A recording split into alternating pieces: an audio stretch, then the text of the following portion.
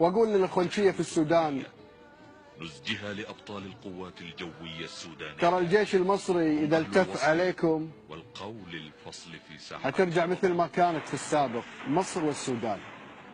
وصلت الرسالة؟ وإن شاء الله يلاقونا، وإن شاء الله يلاقونا. ودي الغبش الرجال بتعرف بعض محل الكوع يحم واللسان يبقى دقيق. ونحن من صغار ابواتنا علمونا بطن قرعنا دي ما يشوفها راجل. ما بندخل مدنجرين اصله. نجيبوا حي ان شاء الله. والمره دي ما دارين نجيبوا حي، بنجيب الدبابات ان شاء الله.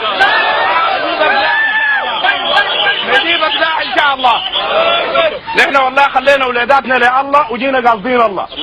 زي ما قال سيدنا موسى وعجلت اليك ربي لترضى. ما في رجعه ان شاء الله يا رجاله.